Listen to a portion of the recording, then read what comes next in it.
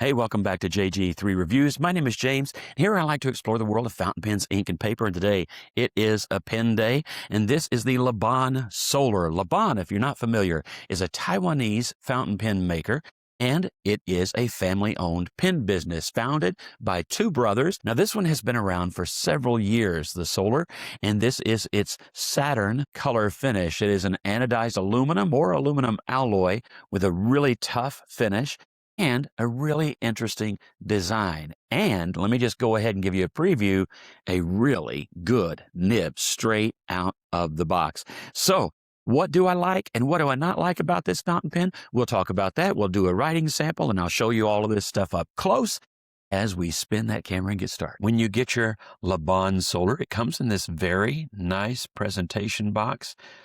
Everything about the pen just seems very, very well done. Good quality stuff here. And I think that's great. In the price range that it's at, you get a pretty competitive window. That $50 to $75 pen window is really, really a tight market. Lots and lots of options, lots of different designs. So they all have to work hard to stand out. And I think Laban does a good job in their presentation. And that's one of the ways that different pens like this will stand out. So it comes, of course, in that plastic sleeve. We'll get to that in just a second.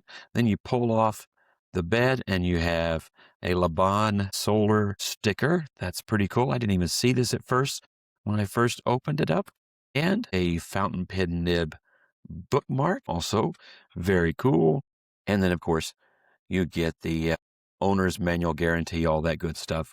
Refill your soul by writing. This is the guarantee, the anatomy of your pen. Always good to familiarize yourself, especially if you're new to fountain pens. It is a cartridge converter pen, and the converter is included, as we'll see here in just a second. So always take a second to check that out. There can be really good information in there. I don't know about you, but I am more about the pen than I am the box, even though it is a cool box.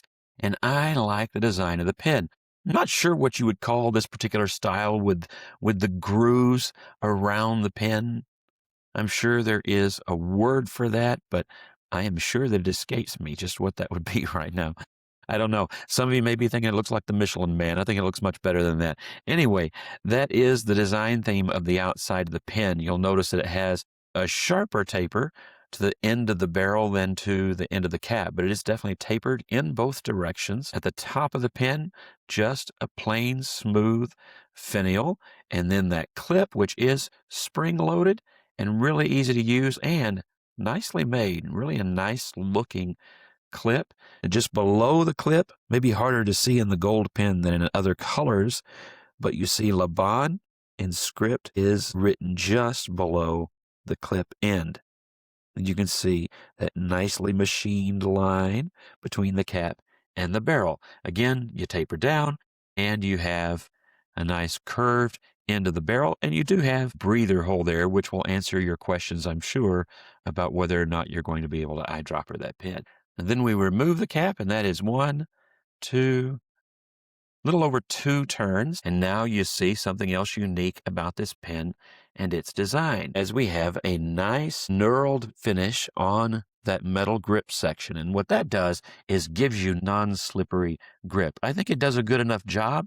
They're not sharp. It's not that sort of a pattern. Feels nice and smooth, but you do feel the texture, and I have not had trouble with the pen slipping in my grip.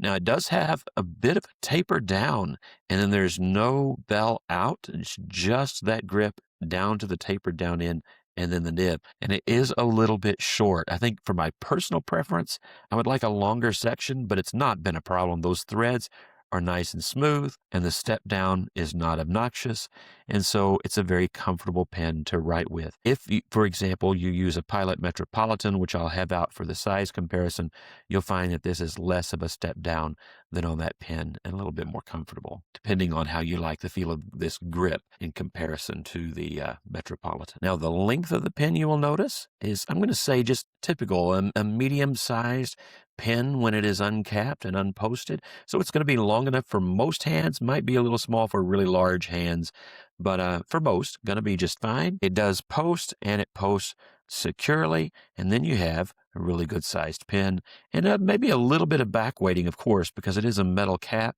I don't remember having any trouble with it coming off, but it just came off there pretty easily. I don't know. I've really written mostly with this pen unposted, and that's my preference for the balance of this pen. It feels really good in hand, easy to write with a relaxed grip, and yeah, I like the ergonomics and the balance of the pen. Now, when we get to the nib, there are a couple of things that I really like. First, this has to be the best medium nib I've gotten straight out of the box, short of a Pilot medium gold nib here recently. It just is fantastic. And I know that's high praise, but I'm telling you, it could just be mine. I don't know, but I don't think so because of what other owners of this pen have said. This is an excellent nib. From what I understand, it's probably a JG3 nib, but whatever specs they asked them to make this to, really, really good. Or if they did some follow-up grinding and tuning they may have, I don't know. Whatever, it's excellent out of the box. Just very smooth, nice and wet. You'll see all of that as the writing test comes here in a little bit. I also like Laban's engraving on the. Now, this is a size 4, I believe, similar to, say, a Kaweco Sport or Perkio in size. So there's not a lot of room here for engraving, but there is room for one thing that was left off, and that's the nib size. It doesn't say whether it's a fine or a medium or a broad, and you can get all of those things. So I would have loved for them to have put that, maybe just over here on the side somewhere. I would love a reminder of what I'm looking at. Anyway, I like their engraving. I think that looks really good and just lends more company personality to that nib. You go around and you have the plastic feed, as is typical, not much to write about there. And then you have those smooth threads that I mentioned earlier. You can see there, those aren't going to bother you at all. So since it's a short grip, you might want to hold further back toward those threads. It's not going to be bothersome. Now, when you open up the barrel, you will find really nicely done metal on metal threads and the included and branded converter. Does take international standard cartridges, shorts, all that kind of stuff. So that makes it a nice, handy option. All right, for our size comparison today, we have, again, that Laban Solar, and then the Pilot Metropolitan, also in gold, but not nearly as yellow a gold. Then the Monteverde Ritma in the espresso brown, and the chrome and black Loom from Faber-Castell. All of these are excellent pens in their own right, all with a pretty unique design to themselves. Maybe the Metropolitan's not that unique, but, for the most part, unique in their design. Here in its unposted length, the pen does look pretty short compared to these other pens. It's not as drastic, I don't think, as it looks in this picture, but it is a little bit shorter than the Pilot Metropolitan, ever so slightly closer to the length of that Faber-Castell Loom. And then, of course, the Ritma is the size king here with a number 6 nib and a longer pen body and all of that. And then once you post these pens, amazingly enough, the Solar actually becomes the longest pen by just the tipping of its nib past that Ritma. All right, let's see how this pen actually puts that ink to paper. Now, hopefully I haven't had the cap off so long that we run into trouble here. I don't think so. Smooth as can be. Laban Solar. Again, this is a medium nib. Number 4. And I'm telling you, I don't think I'm going to be able to get across just how smooth this nib really is. Ink today is diamine, as you can see by the bottle there. And it's denim. And today I got that right. In my currently inked, I noticed in editing, I wrote the N and the N backwards. Denim. No, that's not right. Denim, like jeans. Okay, let's check this for wetness. Being aware that I have yacked with the cap off. I think that's pretty good. Not too bad at all. There is just a little, you can get just a little bit of line variation here, I noticed. Not bad at all, especially for a steel number 4 nib. I think that's really quite good. Just normal downstrokes, and then just with just a little bit, not trying hard at all, you can get a little bit of line variation. So that's kind of nice. Don't overdo it because it's not a flex nib, but yeah, I think that's great. Let's check for reverse writing. I forget to do this almost all the time, and I haven't tried it with this pen. Well, let's try it. Well,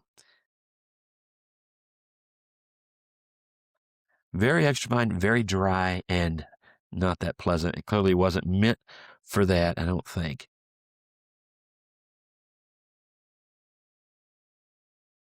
It's just an easy pen to write with.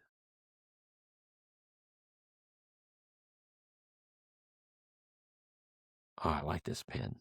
Just feels really good. Now, I'm going to tell you, I think the grip is just a little short. I had mentioned that earlier. For my preference, I would have brought that grip section a little further back, and then I wouldn't care about that number 4 nib being so close. So I'm writing with this high, and that's just my own preference that drives me back there. But then it's a little too thin at the forefront of the section. So that would be, I think that's my only criticism of this pen.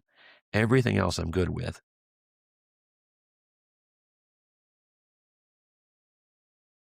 And something there. Whoops. I think that's just from me talking too much. I think it's still recovering from my yakkiness earlier with the cap off. And it's still happening. It's actually still happening.